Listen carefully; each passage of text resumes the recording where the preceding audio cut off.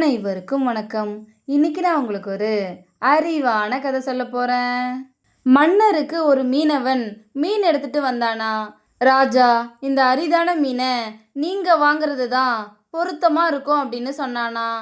மன்னரும் ரொம்ப சந்தோஷப்பட்டு அந்த மீனுக்கு 5000 பொற்காசுகளை கொடுத்தாராம். மகாராணிக்கு ரொம்ப கோபம் வந்துச்சான். ஒரு அற்ப மீனுக்கு இவ்வளவு பணமா? அந்த மீனை திரும்ப கொடுத்துட்டு பணத்தை திருப்பி வாங்குங்க அப்படின்னு சொன்னாங்களாம். அதுக்கு மன்னர், முடிஞ்ச வியாபாரத்தை மாத்துறது நல்லா இருக்காது அப்படின்னு சொன்னாராம். உடனே ராணி, சரி, அவனை கூப்பிட்டு இந்த மீன் ஆண் மீனா இல்லை பெண் மீனா அப்படின்னு கேளுங்க. ஆண் மீன் அப்படின்னு அவன் சொன்னானா பெண் மீன் தான் வேணும் அப்படின்னும், பெண் மீன் அப்படின்னு அவன் சொன்னானா எங்களுக்கு ஆண் மீன் தான் வேணும் அப்படின்னும் கேளுங்க. எப்படியும் அவன்கிட்ட இருந்து பொற்காசுகளை திரும்ப வாங்கியே ஆகணும் அப்படின்னு சொன்னாங்களாம். மீனவனை கூப்பிட்டு ராணி அதே கேள்வியே கேட்டாங்களாம்.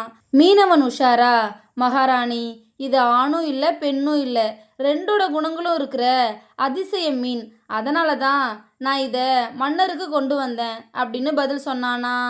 இந்த பதிலை கேட்டு சந்தோஷப்பட்ட மன்னர் மறுபடியும் 5000 பொற்காசுகளை கொடுத்தாரா.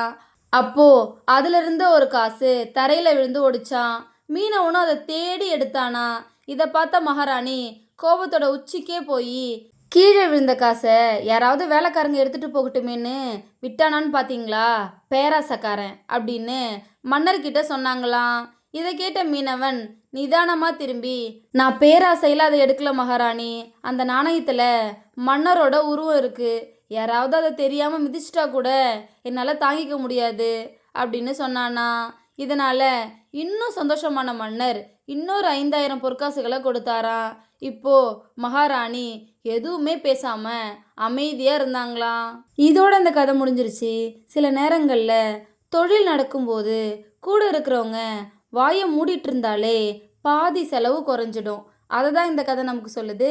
இந்த கதை உங்க எல்லாருக்கும் பிடிச்சிருக்கும் நம்புறேன். இன்னொரு அழகான கதையில நாளைக்கு சந்திப்போம். நன்றி.